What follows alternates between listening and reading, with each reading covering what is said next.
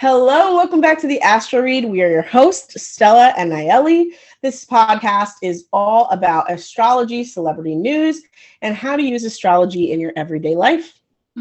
Welcome back to our current subscribers, and hello to all our new viewers tuning in today. If you're new and like our content, please feel free to subscribe. Our goal is to reach 100 subscribers by the end of the year, and we're pretty close to that number. And by continuing to gain subscribers, it allows us to continue making this content. And your comments help us get ideas on new episodes and what topics you like best. And thank you to everyone that has commented so far on our episodes. Yes, awesome.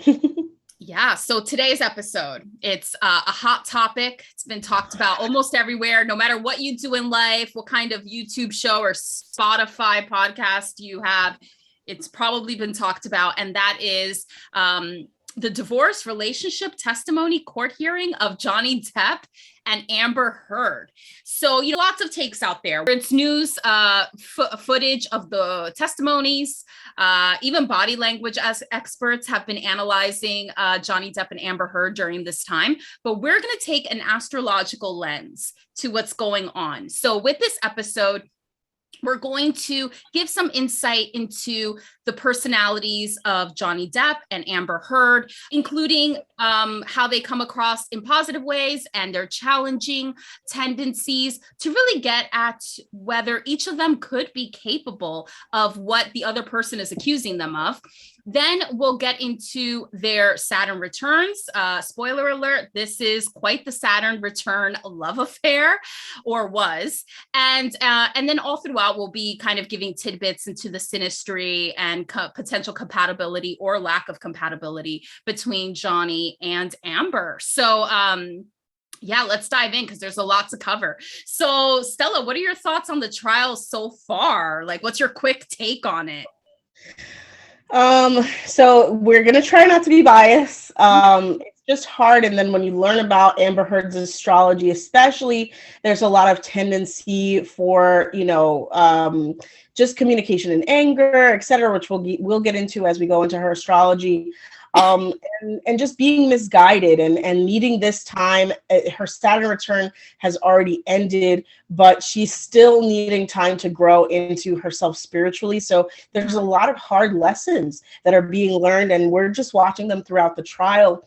For Johnny Depp, I really feel like his Saturn return is empowering him to look into himself for strength and to not really rely on so many people, because there is a lot of astrology around being too trusting, which again, we'll get into as we analyze his chart. But really this trial has been like, if you don't already have a reading on your second Saturn return and you're, in your early 50s, sit down, find an astrologer. I'd be happy to do it, or Nayeli, in order to figure out what are the challenges that are going to be coming up, because really Saturn returns are pivotal points in your life. And they're so important to know how to navigate. I myself had a very difficult first Saturn return, and because of astrology, I was able to come out on top. I was able to find a way to make the lessons valuable, as opposed to dragging your feet and letting things sort of unfold. But the good thing about Saturn, especially if you have some sort of good aspects to Mars, as I have my Saturn square Mars, you're able to overcome a lot of the issues that go on. And that's what's happening for Johnny right now, that he's being faced with these difficulties, he's being faced with these issues, but the fact that his value, his strength comes from his Mars in the second house, really in Virgo, meaning that he's always going to find a way to get it together. He's always going to find a way, even in his benders, as she keeps calling them. Maybe there might have been drug use, just because he does have a very strong Neptune in Scorpio. But he gets it together because he knows his value and his strength comes from his career, comes from the money he earns as the person that he's developed. And hopefully, he'll be able to go back into acting after all is said and done, whether it's projects he does himself, whether it's greater projects that he's called out for. What's troubling about this, and for me as a person who has known many victims of violence, is to see someone, you know, who is perceived as lying, allegedly. I do not want to claim that she is, but a lot of Amber Heard's testimony so far has been so incredibly difficult to believe, not only from body language to the way that she has portrayed herself, the way she has portrayed the case, the things that people have either just the small lies, you know what I'm saying? Like, it's not the big lies that make a liar. It's the small things. It's saying that it's 2 o'clock instead of 3 p.m. and trying to convince people that it's 3 p.m. And that's where people know that they can't trust you. And that's what's hardest about the whole case, that she's making so many people who do suffer through this, who are going through this, feel like it's not going to be believable now. Feel like they're going to have to go through a different lens, just because her more darker tones, the more difficult way that she communicates are coming off in a way that is just incredibly unbelievable, allegedly. And we are not associated with either party. This is for entertainment purposes only and an analysis of the astrology. But it does frustrate me as a person who understands and has known victims and can see how it's affecting them on a level where it's like, what's going to happen when I go to claim that I've been abused? You know what I mean? Is every single thing going to be overanalyzed? Are they going to analyze my body language too? And, you know, am I going to be believable now? And she's hurting so many people, and it's very hard. It's really, really very hard. But hopefully this astrological analysis will give you an insight into what's going on in each of their lives astrologically, how you can avoid some setbacks with your Saturn return, and of course, you know, why this whole mess is happening. Like, what astrologically is making these things possible, and maybe some sort of lesson that they're each here to learn, as well as possible outcomes of what can happen. So yeah, we'll see.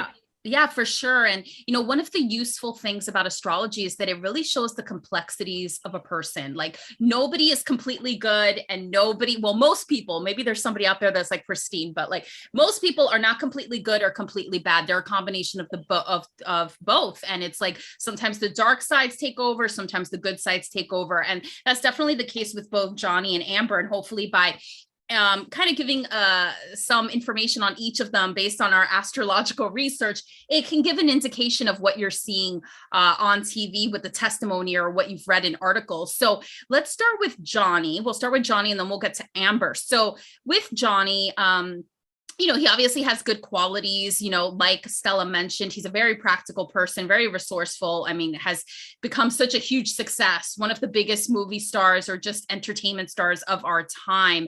And, you know, his charts shows that, you know, he has a friendly side to him. He's a Gemini sun. He's also very practical based on his Mercury being in Taurus.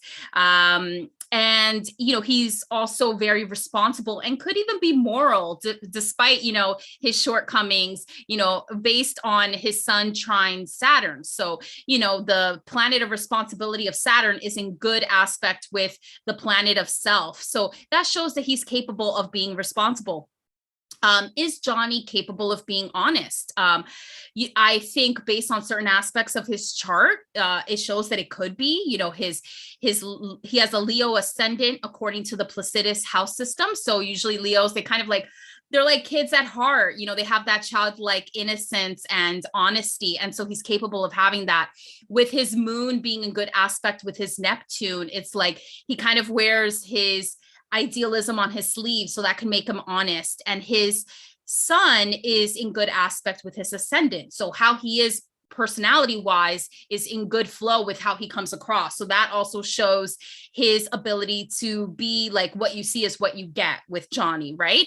The only challenging aspect of possibly being honest is his Neptune being in challenging aspect with his ascendant, which could make it hard for him to be as direct and straightforward as he may need to be.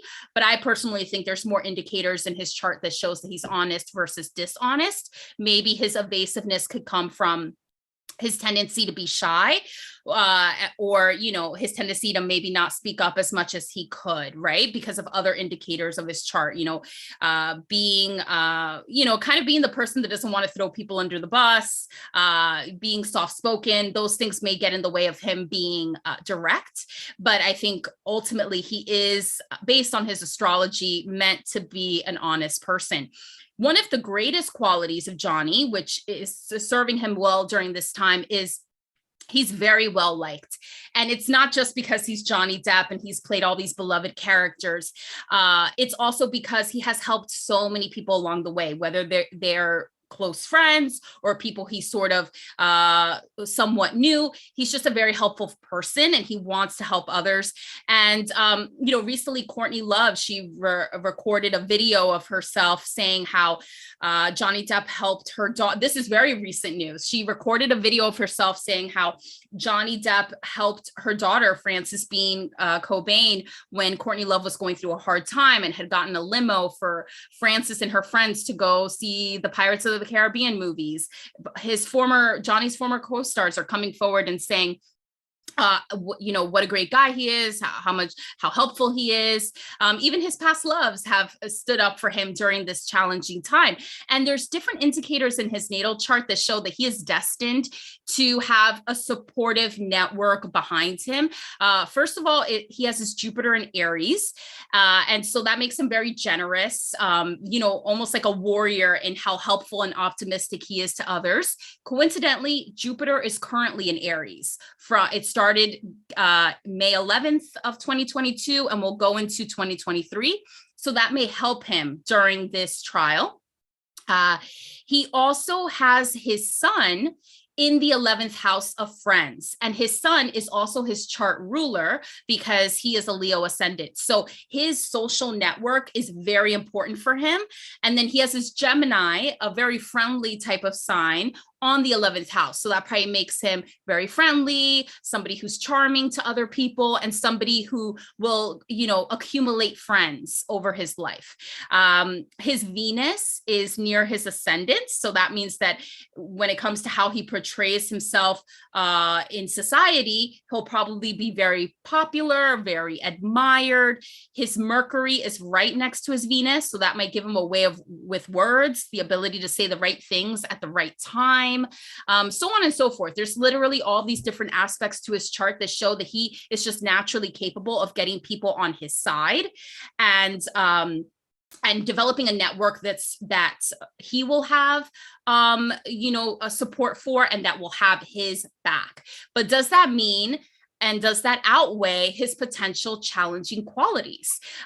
So, you know, we also have a list of that. So, you know, in regards to his challenging qualities, he, you know, could be, I think one of his biggest pitfalls is that he hides his emotions. So he is very emotional, but he can come across as cold. So he has his moon in Capricorn. Capricorn isn't really happy. You know, the moon isn't really happy being in Capricorn. So with people with that placement, they can be emotional on the inside, but have a hard time letting it out. And that can make them very like controlling. It can make them insecure. It can make them critical.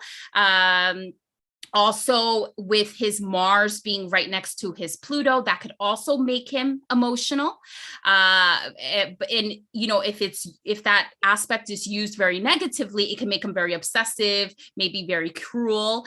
And, you know, with his Jupiter in the ninth house, Jupiter in the ninth house, Jupiter is very happy in the ninth house, but it could expand what Jupiter tends to express, which could be being a know-it-all or being an exaggerator. So there are some challenging aspects to Johnny Depp.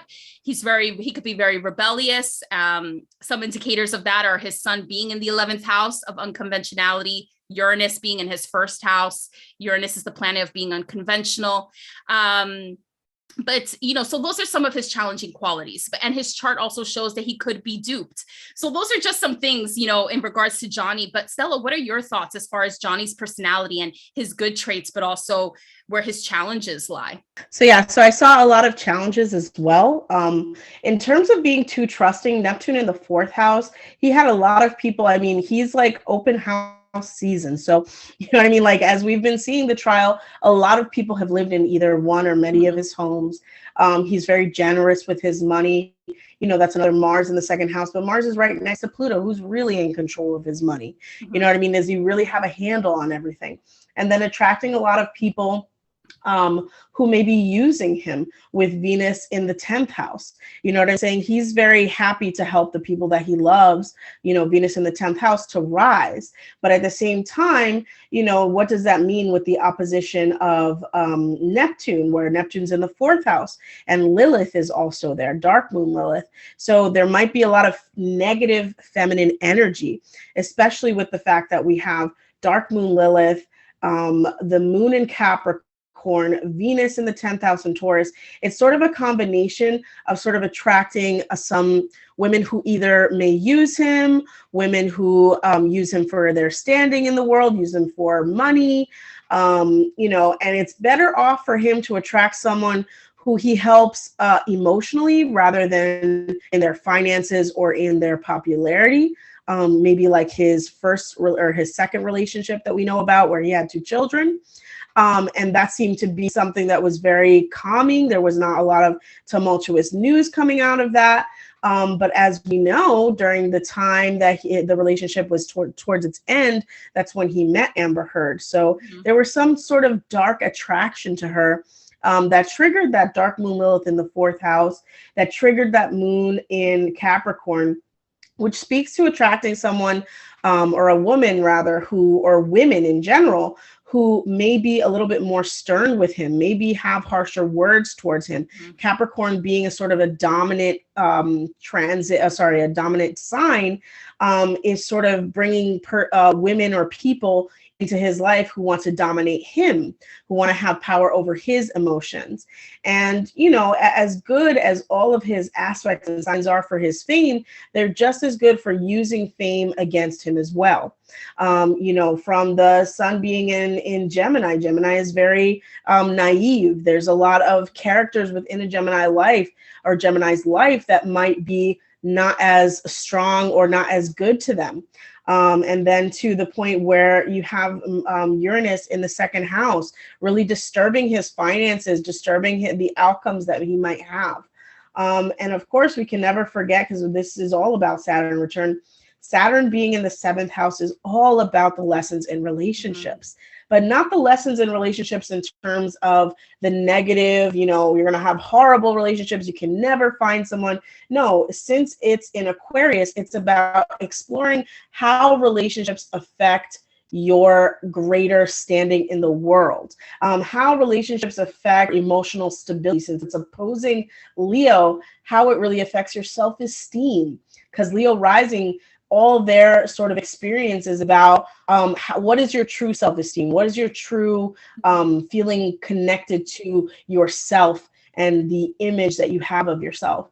And so with that opposition to Saturn, it's all about the lessons around how you can be strong within yourself and not really depend on so many other people or on the popularity of others or on even being liked. You know what I mean? All throughout this, as hard as it was, I think the hardest part of this situation and why he wants to clear his name with this lawsuit is to sort of, and in terms of astrologically, of course, is to sort of change his image in the world, not for outside perspective, but so that he knows that he did everything that he could so that everyone knew who this person was and who this person was to him. Drug issues, or allegedly, or maybe he flipped out because he was going through so much emotion right after his mother died.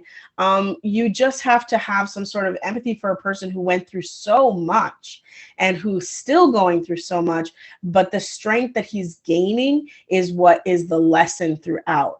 And, you know, and we can all learn that lesson. Saturn in your 7th house is going to ask you, do your relationships have more value than the self-esteem that you're building? And hopefully comes out on top and is able to, regardless of the outcome, is able to find the strength to go on. And, you know, we'll see what happens. His astrology is about trusting too many people with Neptune in the 4th house in Scorpio and attracting too many dark entities as well.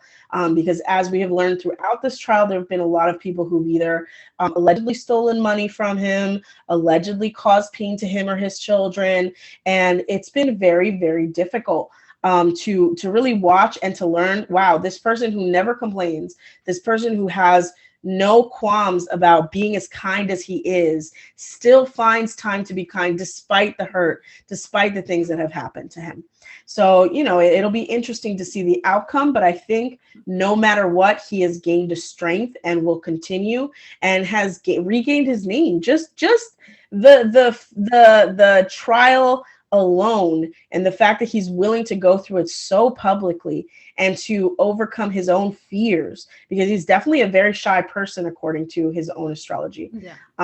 But then we have, of course, the North Node in the 12th house is all about exploring your inner depths and your psychologically, your psyche. What is it that has been holding you back? Especially in Cancer, the emotional things that have been holding you back. And as we've also learned that, you know, he shared some of the difficulties he had with his own mother, his own parent.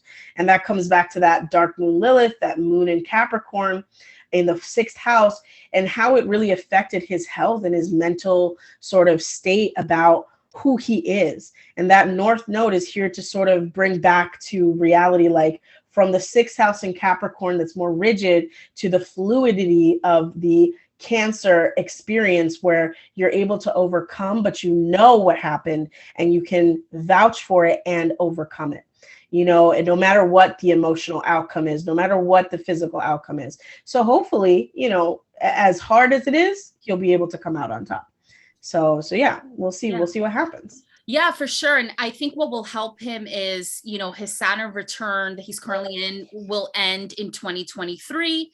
And Jupiter in Aries will be taking place right now and ending in 2023. So I think hopefully we can't be biased. Hopefully for him, Jupiter in Aries, that energy is helping him as the trial continues for the rest of this year or however long it takes. And I think that by next year, by 2023, he'll be kind of really getting out of this.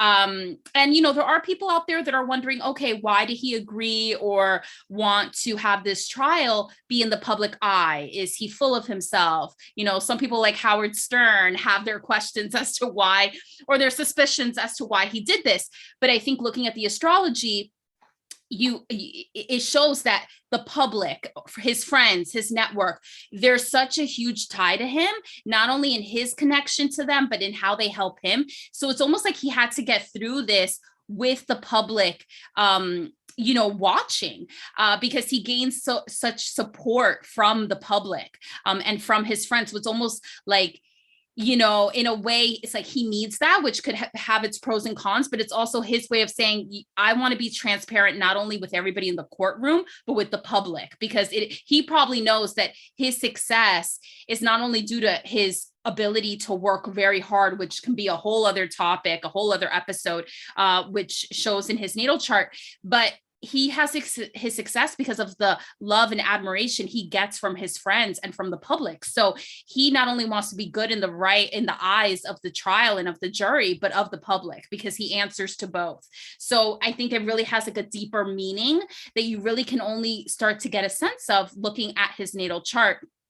I also really found it interesting when you said, you know, he might be better suited to somebody that he could provide emotional support for instead of having to rely, you know, the status or like maybe the financial or material support, because that's a big part, I think, of his soul journey. So like you mentioned, Stella, his North Node is in Cancer in the 12th house. So his soul growth is all about taking on more of those Cancer qualities of being in tune with the emotions, you know, experiencing the emotions, even letting them out in healthy ways.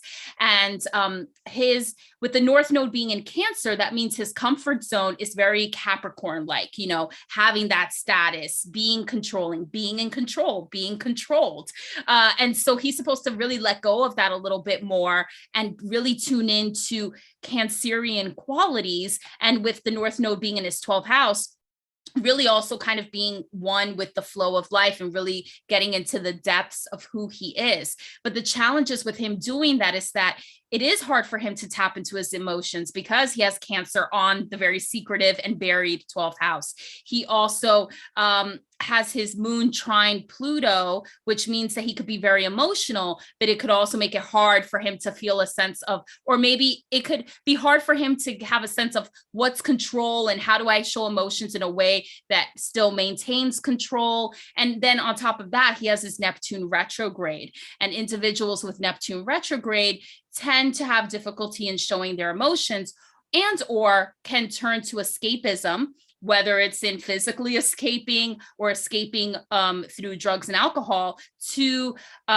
cope with their strong emotions. So it's like his soul journey is about tuning into his emotions more and learning how to nurture somebody in a way that's emotional instead of driven by status and finances and material things. But there are also things in his charts that make it difficult for him to do that. So hopefully through this experience and moving forward, maybe this will teach him what it really means to like get more into his Cancerian traits, because that's really where his soul is supposed to be going. As far as his tendencies and relationships, you mentioned some great things that show his natural challenges in relationships, but then on top of that, his Chiron, the asteroid that represents internal wounds, is in Pisces, and it's in the 8th house. And the 8th house is all about like shared resources and things of that nature. So with having Chiron in the 8th house, it can give somebody the tendency to enter power struggles in relationships or to be in situations where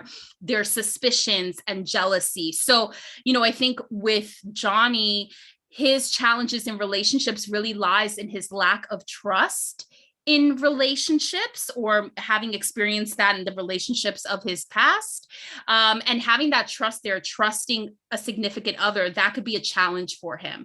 And that could maybe, manifest in being stubborn or, or questioning a significant other, or maybe getting into disagreements. But, based on Amber's chart, were those suspicions of Johnny warranted or were they not? So I think we could probably get into that next, looking more into Amber and her chart, and what does her natal chart have to say about her personality and the good aspects and the challenging aspects.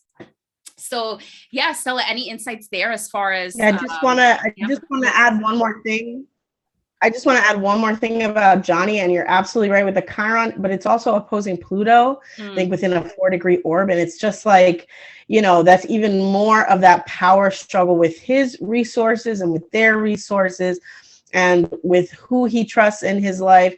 And I just think that hopefully with all that's going on, he'll have learned who to trust more than anything else. And also going back to the lying, Leos tend to embellish more than lie. So they tend to expand on their grandiosity.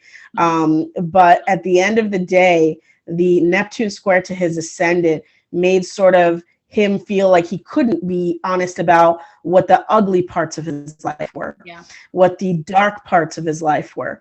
And because if we had just gone back to the time where, allegedly she had cut off his finger, and he had been honest about that instead of trying to cover up for her, would he even be in this position? You know what I'm saying? Like if he had just filed a police report at that instance, would we even be here? And so, there's so many little things that he was covering up in order to make his own self-image grander or cover up for the faults of his, significant other. And because he covered up, she was able to sort of manipulate the situation as is being unfolded. Allegedly. But, we want to make sure that there is a lot of issues going on in his chart when it comes to honesty about the darkness in his life and the dark side of his life, whether it's drugs, alcohol, people who've used him, or people who have pretended to love him. And it's very hard, very sad. Yeah. Amber Heard. Let's go to this person now. Amber Heard. Yeah, so let's weigh. Well, Amber, Let's be objective here. Let's weigh the good and the challenging, as I I like will to call try. it. But I want to just say, me and my significant other, my husband, have been having a debate since I've been analyzing this chart because, I was at the firm belief that she's a Leo ascendant. There is no birth time for Amber Heard anywhere on the internet. I have tried to find it, but he brought up a good point, like her deception, her coming and going and not being able to decide how she wants to communicate is very indicative of a Gemini and Gemini energy and Gemini rising. Mhm. So, I pretended that she was a Gemini rising in my analysis, and it makes way, way, way sense. So he won this battle. But at the same time, we do not have an exact time for Amber Heard. So a lot of this analysis will just be based on Aries ascendant analysis. So yeah. Yeah, for sure. And even without, so without having her birth time, it adds to the mystery of Amber Heard. We'll never be able to completely figure her out. And her natal chart shows that regardless anyway. But even without somebody's birth time, and this is good for viewers to know that may not know their birth time, there's still a lot of things that could be analyzed in a natal chart, like what signs your planets are in, what else, the aspects, and the aspects between planets tells a lot about your personality. So if you are somebody out there that doesn't know their birth time, you can always go to an astrologer like Stella or myself to learn about some things with your natal chart, and you'll actually get quite a bit of information. And then with Stella, she's actually really good at trying to figure out what your rising sign could be. I think also what impacts Amber from a Gemini point of view is that her Chiron, the asteroid of internal wound, is in Gemini. And I also have that Chiron. So with having Chiron in a sign that's all about how you communicate and how you think, it could really jumble all of that in your minds, right? So sometimes you don't get things across as well as you would like to do. You may overthink about how you write, how you speak, all of those things. So those things come to play with Amber Heard, and you can kind of tell in the court testimony, but also just in regular interviews. Like if you look up any interviews of her that she did before all of this started, you can kind of get a sense that her communication isn't as fluid, and it probably is because of her Chiron. And we have no idea in what house it is in because we don't have her birth time. So who knows how it may manifest? It may manifest in the public eye. It may manifest if it's in her third house. It's like a double whammy of having an internal wound of how she communicates and thinks. So I think that really adds to regardless. Yeah, regardless of where it is, if first or third, she still has Mercury in Aries. So it's like Chiron affecting your communication, your thinking, Mercury in Aries really affecting how harsh you are in your verbal language. So she starts out a sentence, or she starts out a thought, or she develops an idea, but she doesn't know either where it's going to lead to, good or bad, or worse, she doesn't know how to really effectively communicate, bringing her to express herself in very angry ways. And when it's opposing Libra, it usually has to do, because Mercury opposes a Libra in her astrology, and it really has to do with her emotional state. So she might just be off the cuff from when she's feeling one thing to the next. Like, I feel angry today, I'm going to be angry. Tomorrow I feel sad, I'm going to be sad. And there's no really equilibrium, no balancing of how to express yourself in sort of a more even tone, which leads me to believe maybe she does have a lot of issues with communication that might make people think she has some sort of mental issue. Regardless of what she's been diagnosed with, she's not really able to control her communications because they're kind of tied to her emotions. And that anchor can really affect someone's ability to be an effective communicator. Yeah, and then adding to that, she's pretty well balanced in her modalities. So for anybody familiar with the modalities, cardinal, fixed, mutable, she's balanced. And then with the elements, she's pretty balanced in all of them except for one, which is the air element. So the air element is her weakest element, and the air element is usually associated with thought and communication.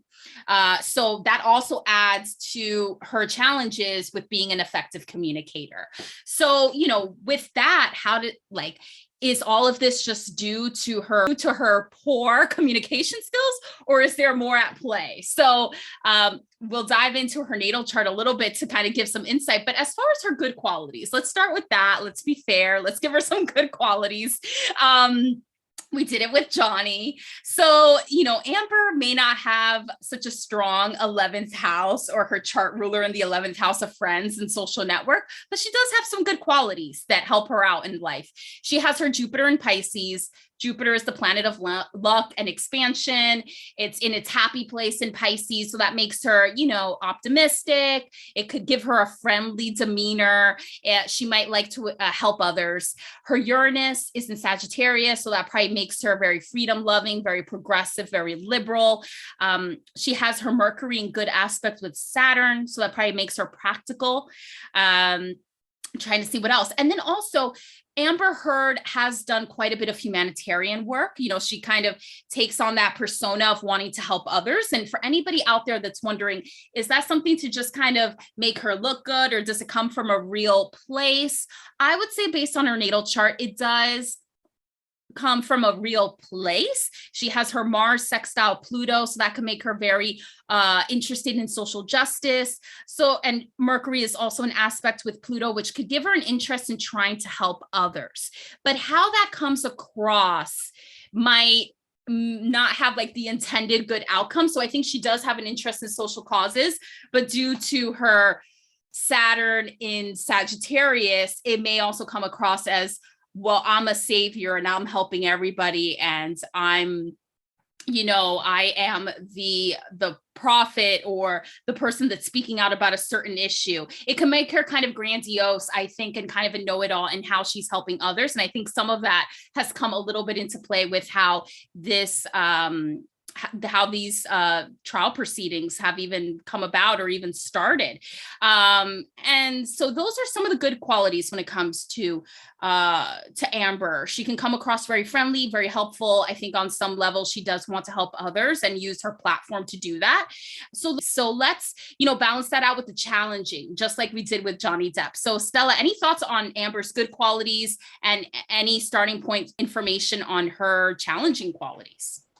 So in terms of what's going on in her chart for the good, I mean, as much as Mercury in Aries is negative, it also gives someone a very powerful voice for others, a person who's going to fight for others, who's thinking of, how they can communicate those sort of aspects of themselves and really obtain them.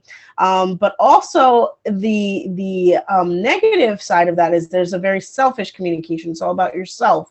And that's where I sort of get, yes, it's humanitarian, but it's sort of that Uranus and Saturn in Sagittarius energy where it's, yes, it's for others, but there's a certain worldview that she feels is above others, which again, Neptune in Capricorn really makes someone sort of trust and believe more in the institutions that are established rather than creating new institutions. So they might be, I would even say she's more conservative than she appears.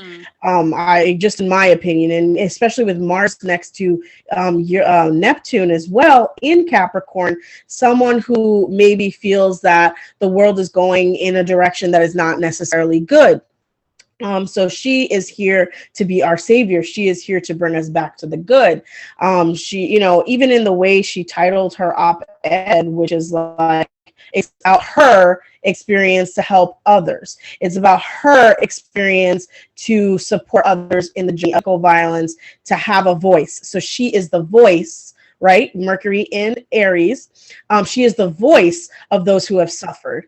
And that sort of energy can either lend to someone who is either too grandiose or someone who is sort of self-centered to the point where they believe themselves to be right no matter what. Like, this is how it's supposed to be.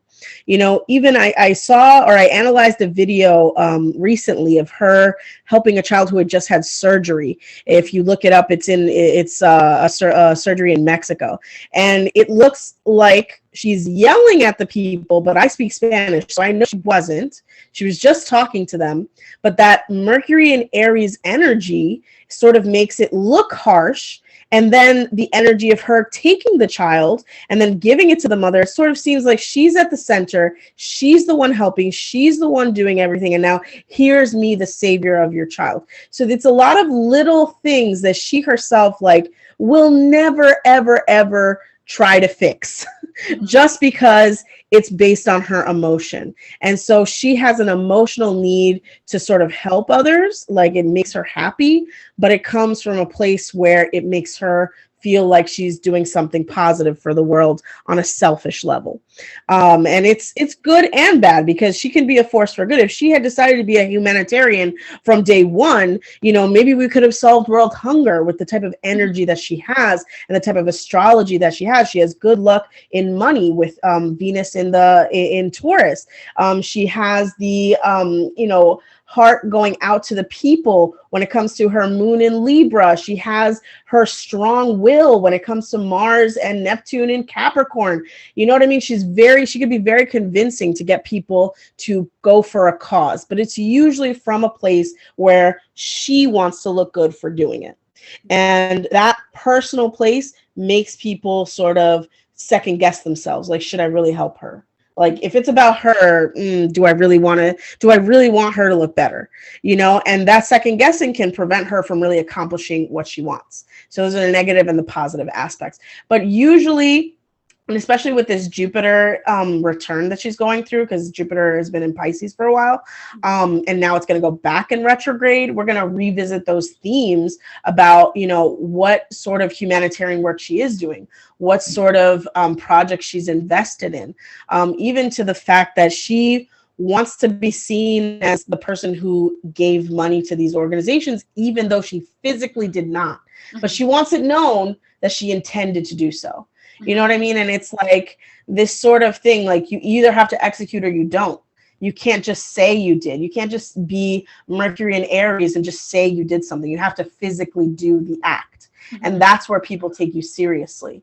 And so that's where she gets hung up. She doesn't have the sort of energy to follow through with what she says. Again, another Mercury and Aries sort of thing. This is really what's messing her up, is her communication, her displays of her work. And then, you know, is she a good actress? She has Venus in Taurus. There's no reason why a person's Sun Taurus, Venus in Taurus shouldn't be a good actor or a good actress. However, again, this Mercury and Aries, you jump the gun, you assume what people should be feeling. Even in her testimony, she assumes how she should be talking to people.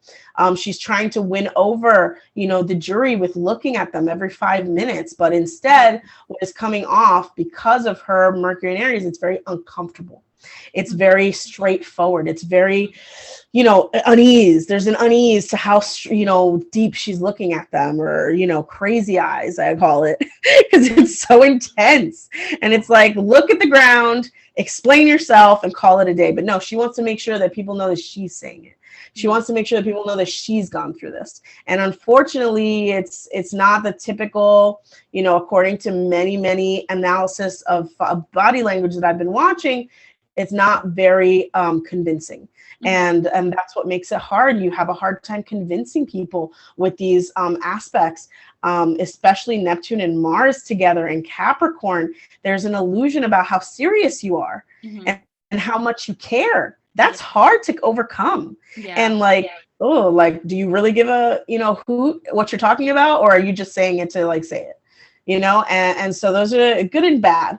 If she leaves this life that she's currently in, like not leaves, like passive, I'm saying, like, if she leaves the acting life and decides to become a humanitarian, she would be super successful. Annoying, like in your face, trying to get you to do something, but super successful, because it's all about, you know, maybe she should have just skipped acting and gone straight to, you know, helping livestock and the rights of livestock, for example, because she has Venus in Taurus, or helping people overcome financial hardships with microloans. I don't know. I'm just thinking of different things that could possibly be good, since she has Venus in Taurus, and that's the planet of luck. And she also has Jupiter and Pisces in its own sign. So that's good too. They're both in their own sign, positive.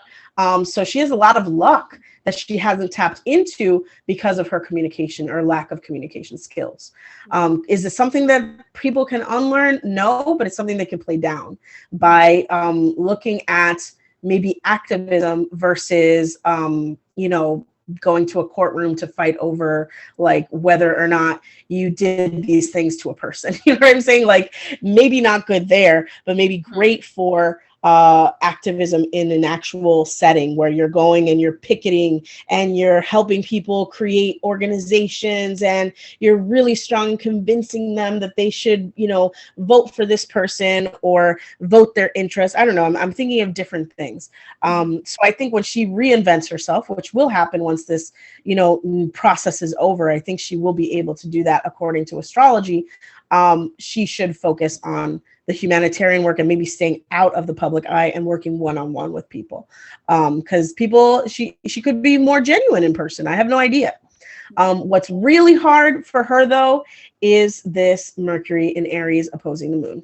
People, and then, of course, Neptune and Mars in Capricorn. So those are going to be her clutches, let's say, her setbacks. Yeah, and it's so interesting how her and Johnny have this commonality of wanting to help others, but how they do it is so different. So with Johnny Depp, like now we're like hearing about how he's helped people, but he does it very behind the scenes. Like he doesn't want attention. It's like he'll help his friends. He'll probably donate to charity. He doesn't really want to be in the spotlight about that. He does it because there's something in him that wants to do it. And then with Amber Heard, she also has the desire to help people, but it has to be like very out there. There's this need of her to have it very out there. So maybe their desire to help is one of the things that brought them together, but how they do it just manifests in very different ways. When it comes to Amber's challenging qualities, I literally have a list. So that's why I wanted to start with the good. So shall I present the list? Okay, thank you. Thanks. So first, she's a Taurus. Okay, so I love my Tauruses out there. One of the good things is that they're very practical, but also I love the finer things in life. So I think that's probably one of the reasons. There's different parts of her chart that show that she likes the finer things in life. So maybe that's why she's kind of gone to Hollywood instead of like humanitarianism. But one of the downsides of Taurus is that they can be stubborn, right? So you add that with a Mercury in Aries, and that can make for somebody that can be very stubborn, very combative. But Johnny Depp can be that way as well based on his natal chart. So let's go further into what's going on with Amber's natal chart. So the whole starting things but not following through, that's definitely, Aries traits, and she has her Mercury in Aries, which affects her thought process and being able to see things through. But then on top of that, she has her Jupiter square Saturn. So Jupiter is the planet of expansion, success, maybe even ideas. And then Saturn is the planet of like actually doing the hard work and getting things done. So they're kind of at odds. So it's like, she might have all these dreams and all these ideas and all these things that she wants to do, but doing like the nitty gritty work to get it done could be a challenge.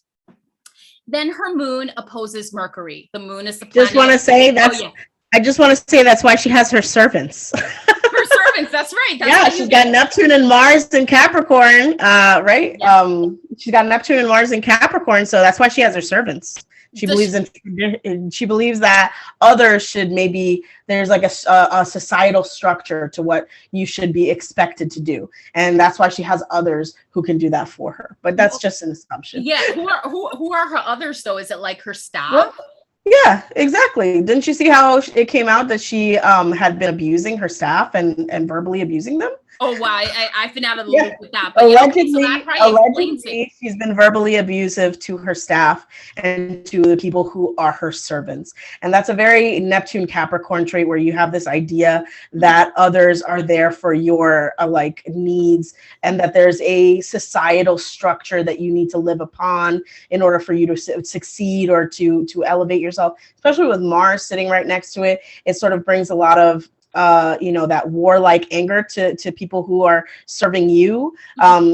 Just your standing in the world, you expect others, in order to survive yourself, to be there to serve you. So that's where she gets her help from, and she doesn't actually have to do the extra parts, because that's why she has others for that. Her lawyer that she allegedly yelled at in the courtroom, for example. So yeah, that makes sense. So yeah, her Jupiter and Saturn are definitely at odds. So she wants to get certain things done, but she's not going to do it herself. And then that like gets into on my list of her things, because she also has her moon in Libra. So she depends on other people for emotional support. But yeah, like going through my list, moon opposite Mercury. So the planet of emotion at odds with the planet of logic, pretty much. So that can make her very unreasonable. Her judgment could be tied to her feelings, or she may have to conflict between choosing between the two. It can make her very sarcastic. And I think, regardless of what side you're on in this case, like if you see any of Amber's prior testimony, or more so prior testimony, because now she's taking on a certain persona, whether real or imagined, of being like the hurt person. But before, her prior testimony, she was very sarcastic. If you hear any of the recordings with her and Johnny, her way with words is not ideal for effective communication.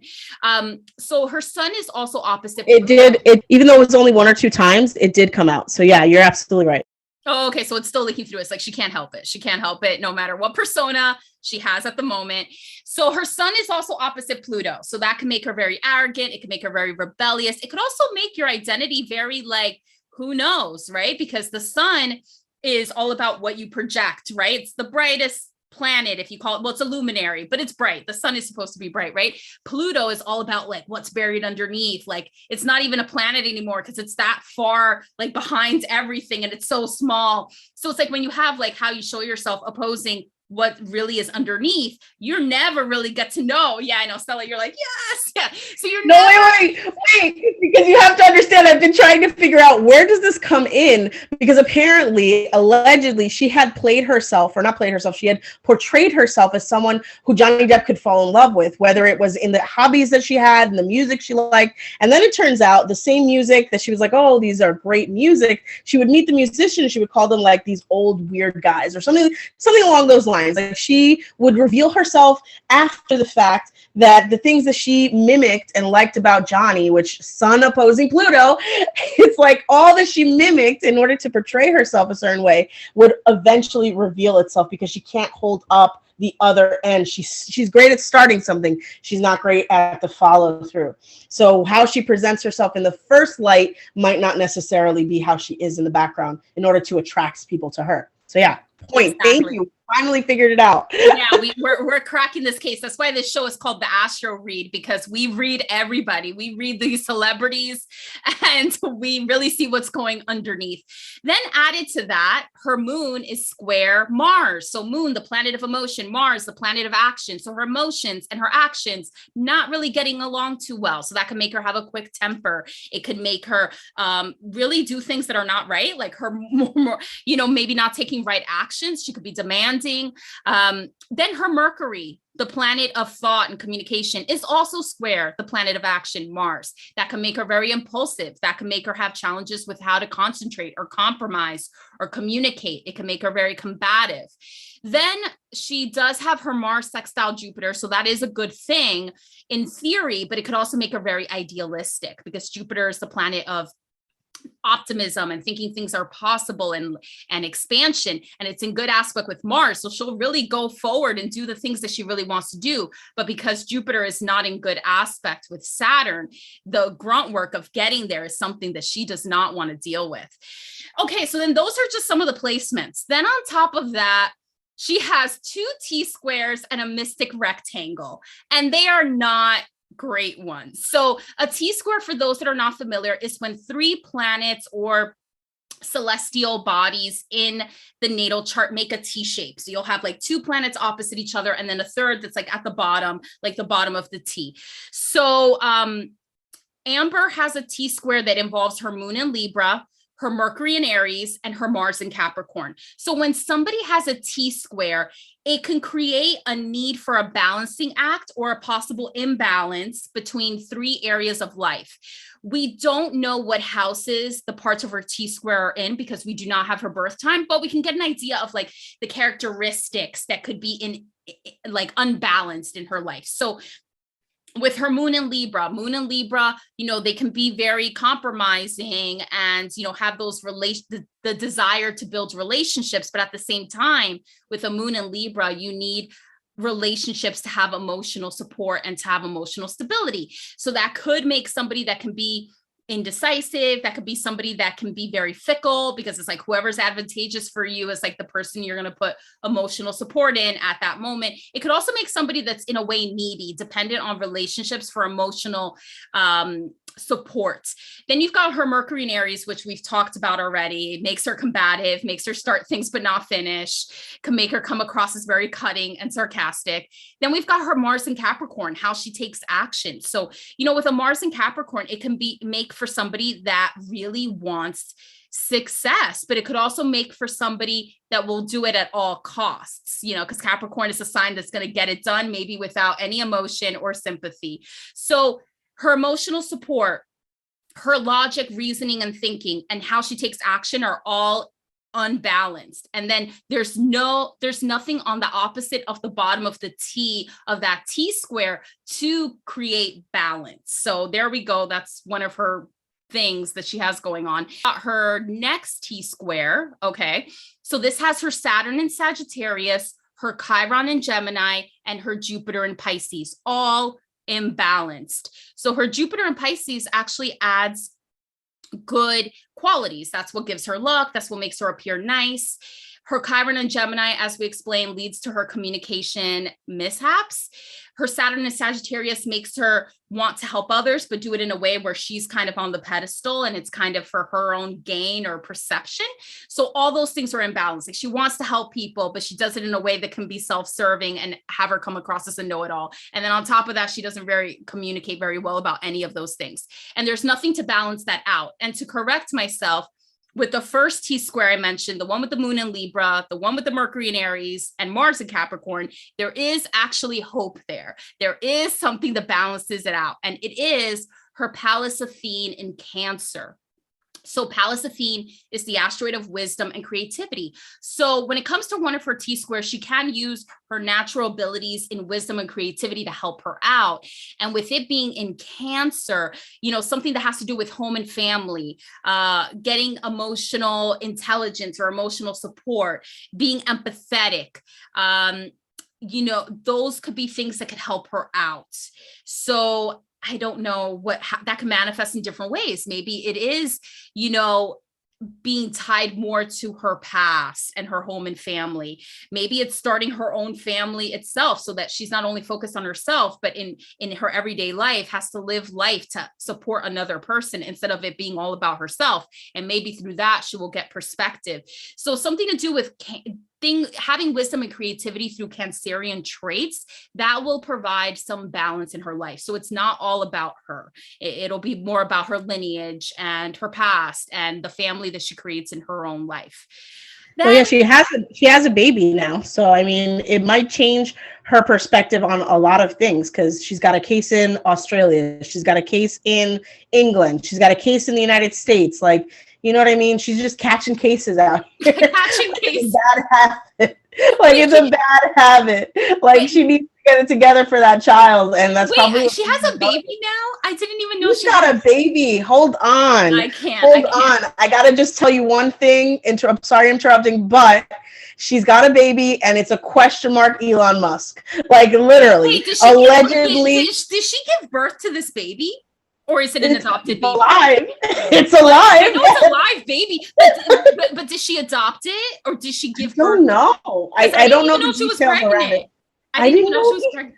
I just heard that she had a baby, and apparently it's allegedly Elon Musk's child. And there's no sort of, nobody's confirming or denying it. No one's like really coming out and saying no. And that, I don't know, there's some sort of other case that's going on about whether or not it was, you know, his baby or not. Like, it's a lot of things going on, but she does have a baby. And I think that that baby might be the reason why she might clean up her act. But you're absolutely right. Wow, that's like spot on.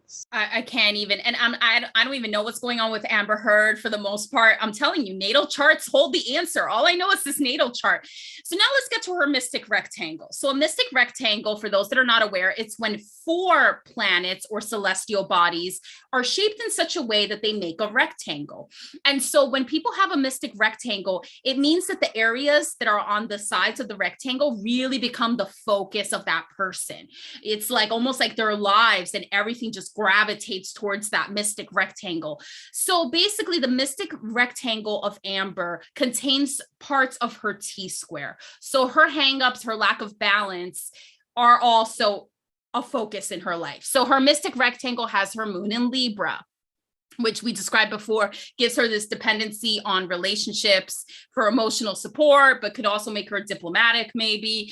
Her Saturn in Sagittarius, which makes her want to help others and share her truth and like share her story and teach others, but could also make her self-righteous. Her Chiron in Gemini, which could make her not really do well in communication and thought process. And her Mercury in Aries, which could make her a warrior for things, but could also make her very combative.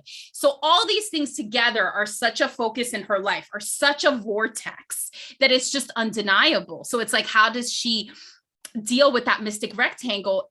You know, I think it really lies in her Pallas Athena in Cancer, which is also next to her Vesta, the asteroid of focus, and her Vesta is in Pisces. We don't know in what house because we don't have her time of birth, but her Vesta is in Pisces. And I think this really relates to what you were saying, Stella, in that she probably should focus more on her humanitarian efforts, because Pisces is really the sign of like serving others, right? So with her Vesta in Pisces, she really could have a strong focus and desire to help others. But also Pisces can be the sign of woe is me, the martyr. So that could also make her come across as like, I've been suffering so much. I am the martyr. I'm the only one that's experiencing this. I am the one that like experiences the most, very reminiscent of her op-ed and how she approached it. Because, people that have unfortunately been in domestic abuse or in abusive situations, some of them have gone on to write articles, and they usually do it to share what they went through so that other women going through the same thing don't have to feel alone, right? And that is really the power of doing something like that for whoever chooses to do so. But with Amber, based on her title of the op-ed, to me, it does very much come across of like, I am like the poster child for abused women. And it just comes across as a little much. And like, that really, in my opinion, shouldn't be the point of writing an op-ed. It should be about sharing an experience, educating people, and making other women that are going through this not feel alone. But, her title, due to her choices in communication, don't really express that type of sentiment. So, I think her helping others, her having a family for herself, and realizing that it's not about her, can hopefully create balance in her life and help. Like you said, she'll never be able to get over the personality challenges that will always be a part of her, but she could tone it down, or she could use those personality traits for good and not for confusion, or possible negative outcomes. Yeah, but it's hard probably for her just because she does have, I believe she has North Node in Aries, like almost at the last degree at 28 degrees or something. And you're just sitting there, you're like, I feel so much empathy for being a person who could possibly shine and outshine when it comes to helping others, but you're so focused on yourself. You're so focused on how your image is, on how you look, and sort of every effort that you make backfires.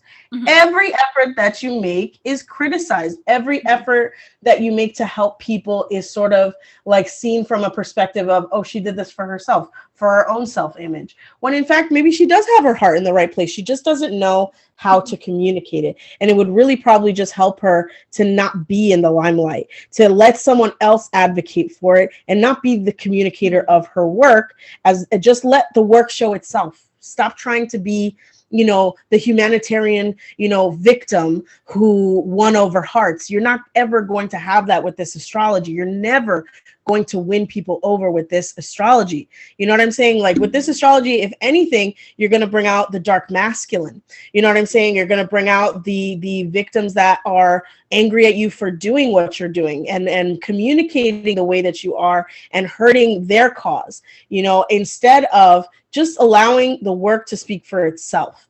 You know what I mean? And hopefully, and I think it was very telling that her own representatives in this case let her testify. And not that they let her testify, but like, I believe she either insisted so that she could tell a story, but she is not an effective communicator according to astrology. She came off as this person who was making things, embellishing, exaggerating, looking for empathy and sympathy, just like her astrology says she would, but not necessarily effectively communicating the case. You know, the case would have spoken for itself. But unfortunately, everything that she recorded, everything that she presented made it look the opposite. And it's just like, it must be infuriating for her. And I can definitely see that as a person who is having these issues come up and looking at her chart, like, I'm just trying to tell my story, but unfortunately the way that you communicate it is just not working. Everything she's tried is just making her look worse. And it's so hard. It's so hard to watch. It's like gut-wrenching. Like, you know, for every victim, maybe she did go through something. Maybe she had an experience, whether it was in the past or with Johnny. And you just feel like, I do feel a sense of empathy for her, because her astrology shows she will never be able to garner the same impact or empathy or communicate it in a way that's effective. So, you know, it's better off for her to let others represent her, to let others stand up for her. But she's so obsessed with being the voice. You know, to being the voice of her own cause, be the voice of another's cause. You know what I'm saying? Do work on the ground and help people build a movement. But, you know, when it comes to, you know, relying on your own communication, it's, you know, it's mum's the word for a Mercury in Aries. And this doesn't happen to all Mercury and Aries. I want to make a disclaimer. This is not a blanket statement. I have Mercury and Gemini. Like, you know, the communication specifically for that type of transit is effective, but can be a little bit cutting. So, you know, I can understand that plight where you're trying to be communicating, but it's not coming out the way that you wanted. Although sometimes I have to say it's usually 100% exactly what a Mercury Gemini is thinking, whereas a Mercury in Aries thinks they're communicating effectively, but hasn't thought through what it is that they're communicating. So it doesn't come out the same way. Yeah. So, you know, I wouldn't say we're more mean, but definitely more intentional. Yeah. Well, and but also a bad thing, because if a Mercury and Gemini is telling you something, they really mean it. Whereas sometimes a Mercury and Aries person has that excuse that they didn't really think through what they were doing or what they were saying. Yeah. So, you know, like, oh, I didn't know that it would come out that way. Well, it did. Sorry. Yeah. So, well, I mean, at least with the Mercury and Gemini, if it's all about the recipient. Like, if you want the hard truth, ask a Mercury and Gemini. But if you don't want a hard truth, don't ask them. Don't ask them for an answer. And if you don't want to make somebody angry, don't approach a Mercury and Aries with some BS, because they're just going to go right off the cuff, and you're not really going to know the truth. You're just going to know what their emotional moment or that emotional state was, you know, and hopefully effectively communicating can come in training for them.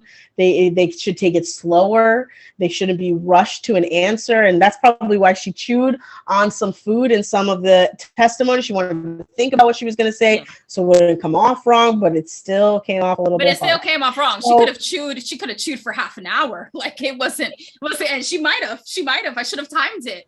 It was a long chew. It was a long chewing session. She still couldn't get it together. So you can give her dinner to chew on during a testimony. I don't know how much it would help. she would just finish the whole thing first, and then she would say something because she thought it might give her time. But unfortunately, it's not how long you have, it's what you say. Please.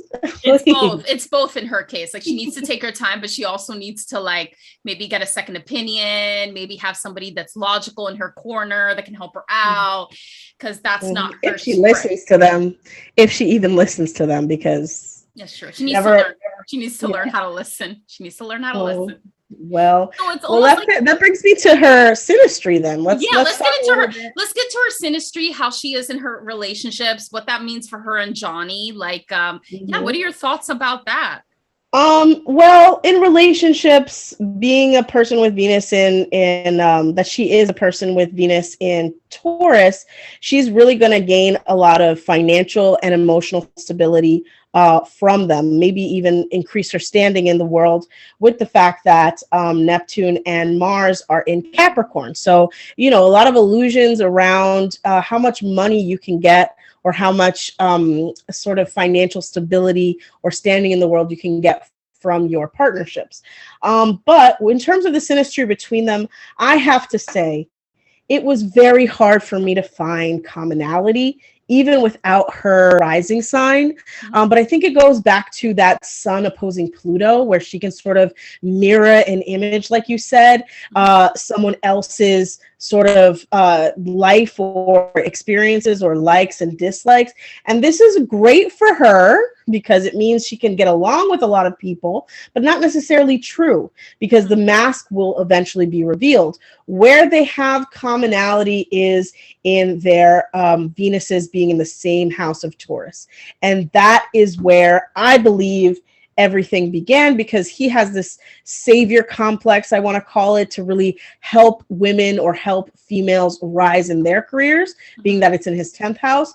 But it comes opposing the Lilith, the dark moon Lilith, where people can really gravitate towards him in order to use his position.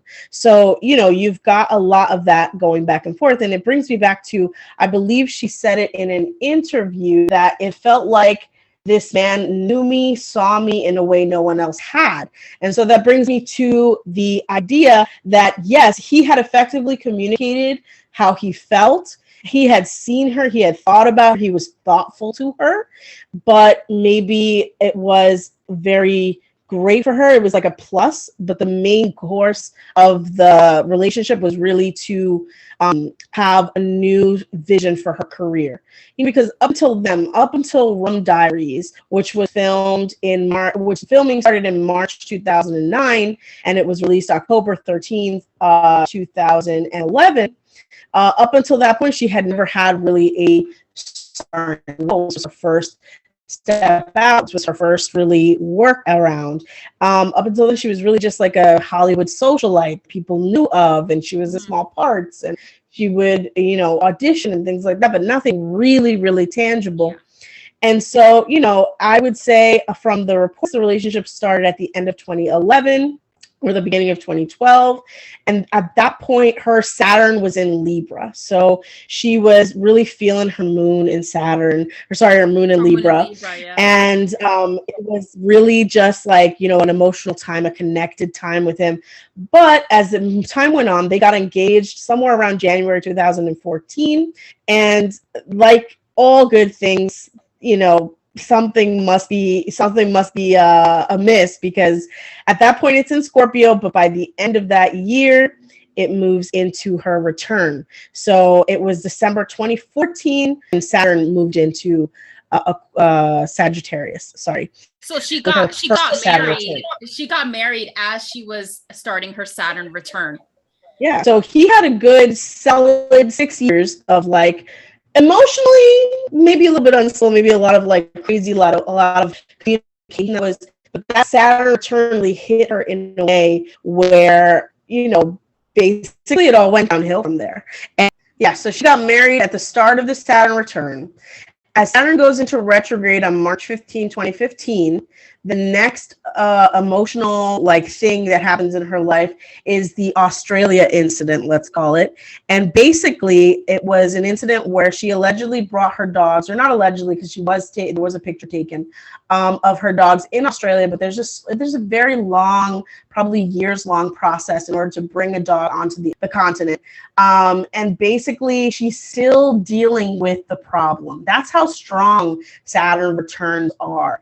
Now it's being revisited. So you're just sitting here, you're like, my God, like, can this girl get a break? But no, it continues, because as Saturn was still in Sagittarius, all of the divorce drama started. So basically in April 2016, as Saturn is still transit, it's like the full year of Saturn in Sagittarius. And April 2016, she admits that there's some sort of problem with the documents for Australia, for the dogs in Australia. And I think it is a pretty pivotal moment, because I remember in the case, there was a lot of issues around that first trip when she went. And then, and the second time around in 2016, she has to go back and revisit the issue. And then by the time May 2016 happens, his mother, unfortunately, had passed away on May 20th, I believe. And by May 21st, the very next day, was the police incident. Famous police incident that happened where she had called the police, but she hadn't called the police. There's not real clarity around it. I've been watching the case very closely, but it seems like they had called the police, but it wasn't them. And so the police didn't really take it seriously because they didn't find any issues, just a really messy house. So that's just from my viewing. I don't have exact transits. Once we continue with this Saturn in retrograde, by May 23rd, she files for divorce, and by May 27th, there's a restraining order filed. So this is all 2016 in the span of less than 30 days. Like, this is insane. And so by the end of this Saturn retrograde, when it finally goes direct at 9 degrees right over her Saturn, on August 13th, 3 days later, there's a settlement in her divorce. Like, this is what I keep telling people. Like, if you need a Saturn return reading before it happens, if you are 24 or 25 years old and you're about to step into the crazy, like, get a reading. If you're about 50, get a reading. Get ahead of this exact or thing so you can express in a different way. Instead of dealing with all these dog issues, she could have entered her dogs into a dog show or something. I have no idea, because you know what I'm saying? I'm just thinking of a way that it could be interpreted a little differently. But it's like, you have a chance to learn what could go wrong. You have a chance to learn what houses it's affecting. You have a chance to learn how you can manifest this energy in a positive rather than a negative way. And really, once I got a hold of my Saturn return, which was in the 4th house of home, and I really created the ambiance of home within my own life, I tried to make peace with the demons that I had of my own upbringing, of my own emotional needs. You know, whether it's the inner child, whether it's the familial relationships you have with your mother, with your family, try to heal those relationships so you can get to a better place while this return is happening, because man, it's just downhill. Like, everything went downhill from there. By the time everything is finalized, Saturn is around 23 degrees on January 14th, 2017. And then, as I put it in our notes, it's just so funny. I'm just like, Johnny's mind his business for almost 2 years. Yeah. December 18th, 2018. And this woman has Jupiter at 8 degrees in Sagittarius, it's like in exact conjunction with her natal Saturn. So like, this is expanding either her career or the lessons she's going to learn about it. But then, you know, Uranus transit is right conjunct her node in Aries. So it's like, my God, like, can she get a break? No, she's over here either affecting her relationships or affecting her career. And then opposing that, some expected or unwanted attention is coming when it comes to her lessons in life. And of course, the Neptune planets is conjunct Jupiter in Pisces, which can expand maybe her career and her standing in the world.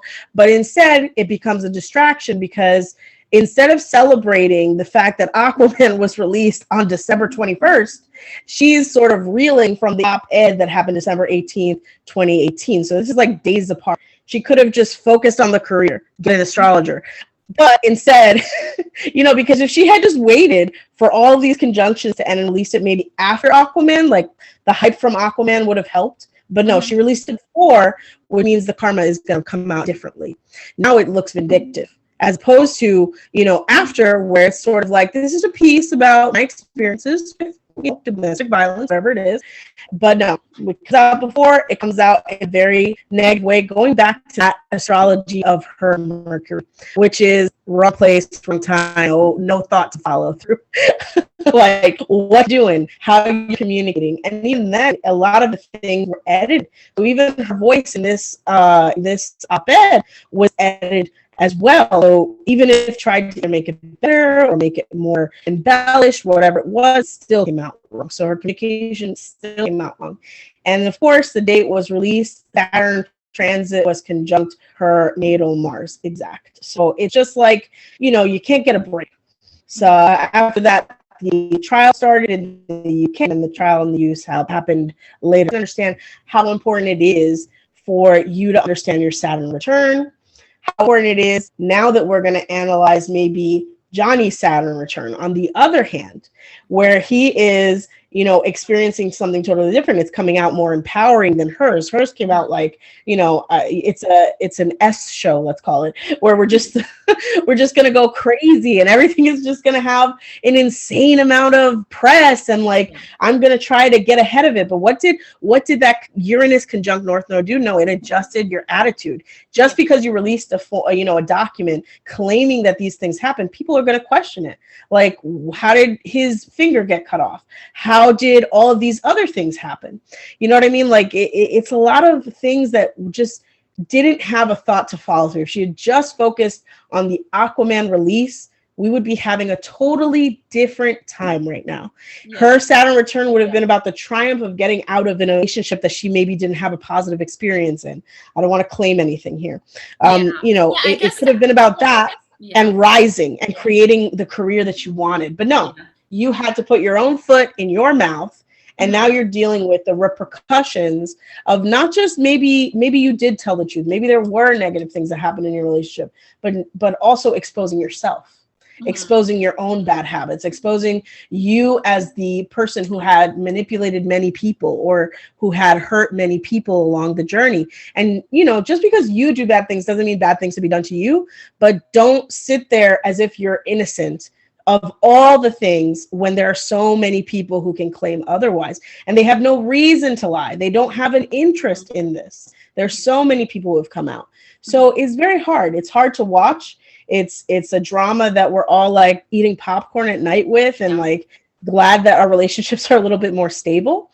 Yeah. But the Sinistry with them is really just about that Venus in the same house as his Venus, and sort of helping her elevate her career.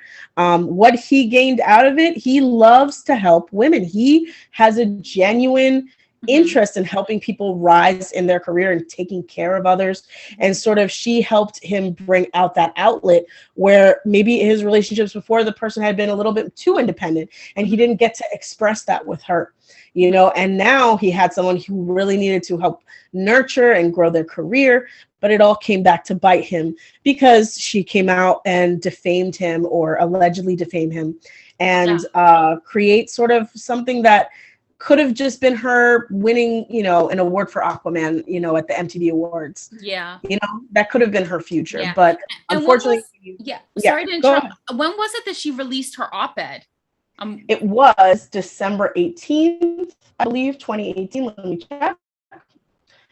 December 18th, 2018. And the Aquaman release came out December 21st, 2018. Oh, wow. So not great timing, even from like a common sense point of view. So December 18th, 2018. And so it's interesting because her Saturn is in Sagittarius. And, with the Saturn return happening, it activated one of her T-squares that has Saturn in Sagittarius. It also activated her mystic rectangles. So Saturn returns are tough to begin with, but then when it's activating a T-square that presents imbalancing your life, and a mystic rectangle that's like a vortex in your life, that's just going to add more challenging energy. And with Saturn and Sagittarius, it's all about trying to teach and trying to be the educator, but also being self-righteous and also presenting truth without considering all the facts, because Sagittarius is all about, this is my truth. And that has pros of being authentic, but also not really being authentic, of being, I guess, just putting it out there and trying to teach and being assertive in that way. But it has the cons of you're presenting a truth without considering all the facts. Like sometimes Sagittarians can be very fanatic in that way, which opposes the Gemini energy of, oh, I want to take in as much information as possible. I consider all perspectives.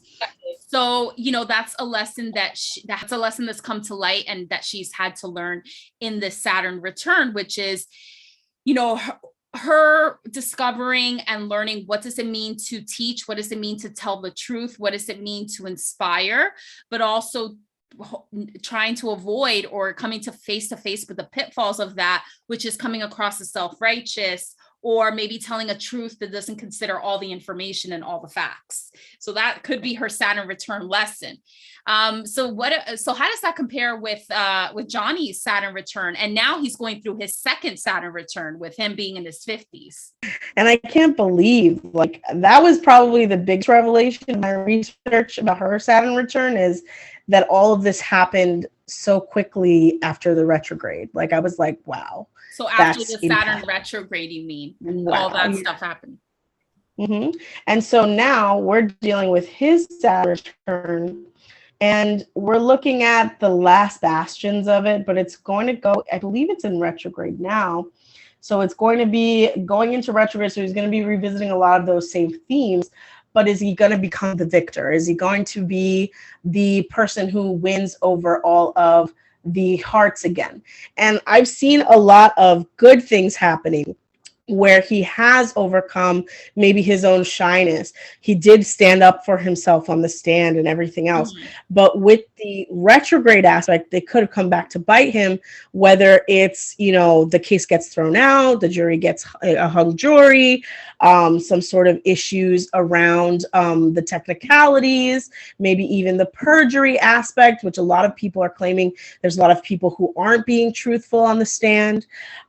So those will be the challenges that come up throughout this. But the fact that it's going through his 7th house and then it'll enter his 8th, maybe we will get finally a new renewal of Johnny's career. Because once it goes into there, it becomes a challenge of renewing himself, renewing his career, renewing his life. You know, Jupiter is entering Aries, and I think that that's such a great time to reinvent himself with a Jupiter return. I would say there would be a big blockbuster movie next year with him on it, or even after it, that he'll start filming, just because Jupiter is going to be in its own sign is going to bring him a lot of luck. And Saturn might be moving out of his return position, and it would be also a little bit alleviating. What it would just mean that maybe he'll have to, Saturn will enter his 8th house, meaning that he might have to front the money, or he might have to, you know, ask others to front it and to really help him to build his name by, you know, creating a new legacy, a new film, whatever it is. Or even just his own retirement. Maybe he'll focus on something different. Maybe he'll focus on other people's career and help others, since that is in his astrology as well. Whatever ultimately happens, Jupiter is going to be moving through his sign, going into the 10th house eventually. And that, I think, is going to be the pinnacle. Like, that's another point of inflection for him where he will be able to regain his name, and he'll be able to put this behind him. I didn't check out the times of everything and compare it to when Saturn entered and everything else like her, just because hers was a lot more interesting. I think his is all about rebuilding his name, taking back his legacy, and most importantly, reimagining his first house, because it's opposing his first house.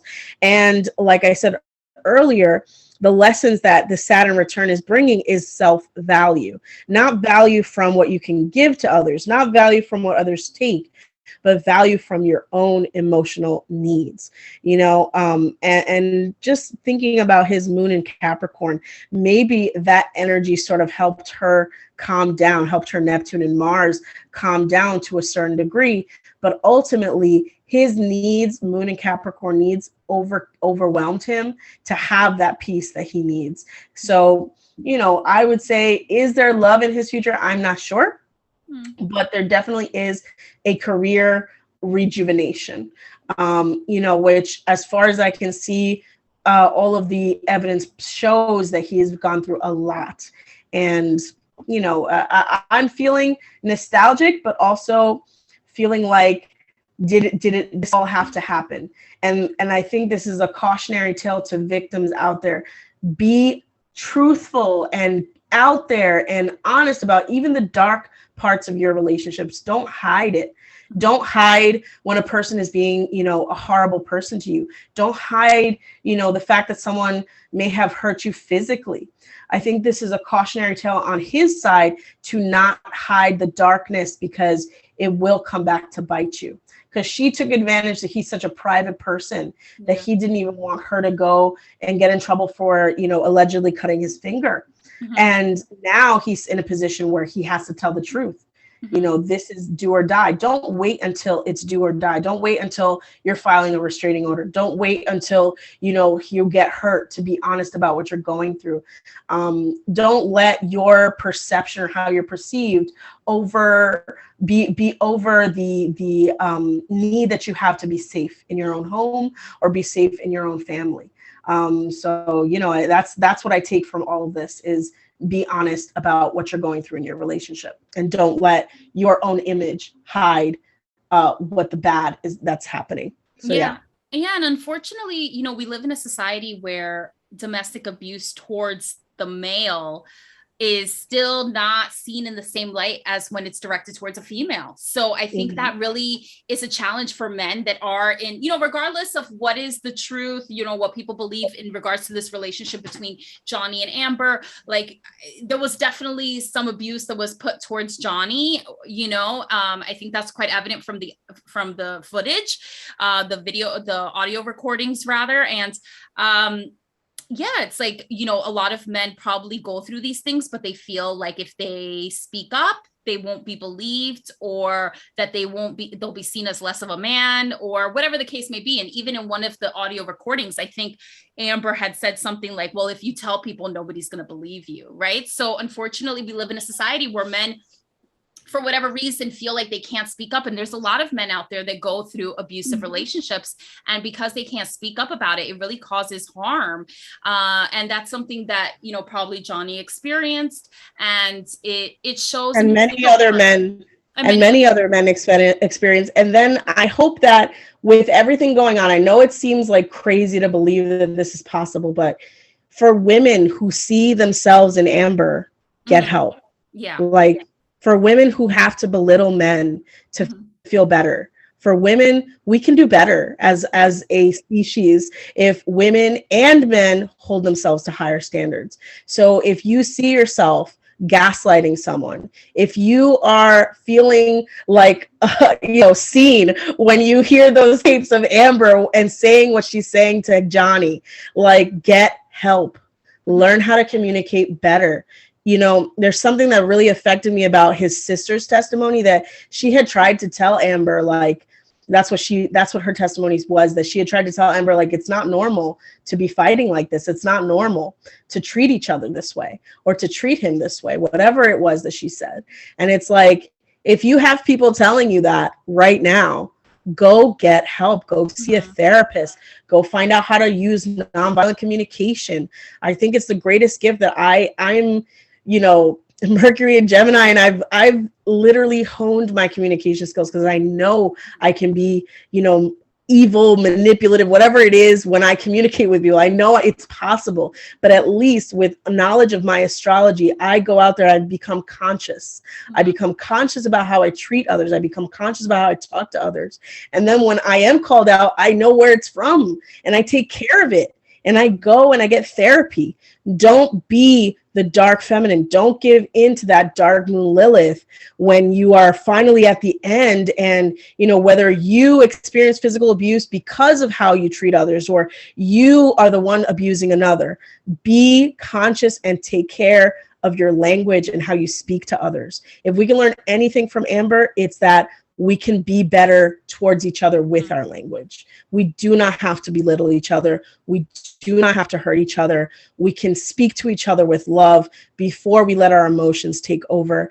And her astrology is littered with that sort of issue. If you learn to speak to people, if you go to therapy, you can fix the problem, you know. And I'm not saying you can fix the abuser, but you can certainly fix being the person who is abusing yourself if you are the one being the aggressor. And certainly if you're in a situation that you do not feel comfortable in, you should not stay. And you should not accept anyone speaking to you or hurting you physically, emotionally, whatever it is. Get help. Get help. So, you know, that's what I hope we all learn from this. Yeah, I think regardless of what side you're on in this testimony, in this case, it's an example of how relationships can be toxic, and so many people have toxic relationships and they think that's what they're fated to have, and that's it is what it is. And you know, and I think astrology can be a tool out there that can show, okay, these are your relationship tendencies, good and bad or challenging, but that doesn't have to be your story for the rest of your life. Maybe it could just point to what tools do you need to get to where you want to be with how you create and conduct yourself in relationships. And some people are just naturally born with wounds around those areas. And I think Johnny and Amber, you know, their natal charts, their pasts, it shows that they are likely to have tendencies in relationships that are not healthy. And so, you know, hopefully they each get the tools needed to move forward in healthier ways in their lives and in their relationships. And you know, I guess with Johnny's Saturn return, one thing I do notice, well, like we mentioned, Saturn's in the 7th house. So a lot of his tough lessons will come through relationships. His last Saturn return, which was from 1991 to 1994, he was engaged to Winona Ryder during that whole time. So it'll be, nobody really knows all the ins and outs of that relationship. Well, people, like the people close to them do, but as far as the public, maybe not. But, you know, maybe with Saturn returns, when you go over it the second time, it's like the lessons kind of repeat themselves in a more evolved way. So right now, Johnny, you know, whatever he has to learn, it has to do with how can he conduct himself in relationships, maybe not having them be so codependent. You know, his experience with Winona Ryder was probably different with what he had with Amber, but I think what it probably are the commonalities are the codependency. So if you read any articles of his engagement with Winona and the kind of love they had, it was very like first love, like life or death, and kind of maybe he needs to move away from that. And also, you know, thinking about what's next for Johnny, like you said, Stella, his Saturn will go from the 7th house to the 8th to the 9th to the 10th. And so he'll be phasing out of this chapter he's in his Saturn return in 2023, but I don't think it'll be like super easy, maybe, so to speak. You know, the 8th house rules shared resources, but it's also related to Scorpio in the death and transformation. So I think Johnny Depp, like you mentioned, he'll have to go through some kind of transformation, have to give something up, have to let something go in order to turn into the Johnny he's supposed to be moving forward in the public eye and to himself. Then his Saturn will go in the 9th house. So how he approaches that, and I don't have the years that this will go through, but maybe we'll put it in the description. But the Saturn in the 9th house, when he gets to that stage, maybe he'll realize that he'll get more success outside of North America, which he's already been delving into. He was in a French movie recently. I forgot the name, but it was, you know, critically acclaimed or in a film festival. Or maybe he realizes that it's time for him to speak up and share his story in some kind of way. And then all of that, if he does all of that, if he allows himself to transform, if he allows himself to change his perception of what success means to him moving forward, whether it's not having to rely on North American success or sharing his story and teaching others and speaking up. If he does all those things, then it'll make it more likely that he gets back in the positive favor of the public by the time his Saturn enters the 10th house. So those are the chapters he'll have to go through to get back to having that high regard with the public. So I think it'll be a little bit of a journey, but if Johnny's willing to go on the journey, then it is possible for him, I think. Yeah, this has been such an interesting episode. I was fascinated. I spent all day looking up all this stuff. I was like, oh my God, obsessing, because it was such a compelling story being, splayed out in public. But on top of everything else, there's also an astrological story happening that we can all learn from. Be prepared for your Saturn return, no matter what age. That's ultimately the truth, that at some point you're going to be faced with the challenges of a Saturn return, and you're going to have to embrace it or change your life completely. It's so telling that during her Saturn return, Uranus was over her North Node, and how that transformed her life. And ultimately, it didn't mean fame, because she decided to use that platform against herself, ultimately, because here we are still revisiting the themes of her Saturn return. So interesting times. Very, very that's the thing. If you don't learn the lesson, it'll come back. It'll come back to bite you. And that's probably why it's taking a long time. That's why she's probably still facing this Saturn return, even though it's technically over. But it's like she's not making it over because she's not learning the lessons that she's meant to learn. She needs an astrologer on staff. If she has her servants, so to speak, have one of them be an astrologer. Be like Adele, get an astrologer on your staff. But ultimately, the question is, will she listen? And for many astrologers, that is the case. We will read astrology charts for people. We will give them all the advice from our heart. We will provide all of the information that's in front of us from their reading. But ultimately, you as the person getting this information have to make a decision. Will I listen? And that's probably the case of every issue that she has. She does not want to listen. She believes her truth is the only truth. She believes her plight is the only plight. And unfortunately, once you get to that point, you are risking now your child. You are risking now your future. You're risking so many things that are up in the air. And she has a movie she just filmed. Will people even go? And it's very sad. It's very sad for someone who seems to be the type of person who will work so hard from their astrology. But at the same time, will you listen? We'll see. We will see. We'll see. Anyway, that has been our episode. Hope you are entertained by all the facts that we brought out, the truths that we brought out about these two wonderful people. And hopefully you will learn the lessons you need to learn about your Saturn return before it's too late. Or maybe before it even gets here. And hope you guys enjoyed this episode. Yeah, and we'll see you in the next one. Thanks for listening, and hopefully you take the lessons away from this Saturn return cautionary tale. Yep. See you soon, guys. Bye.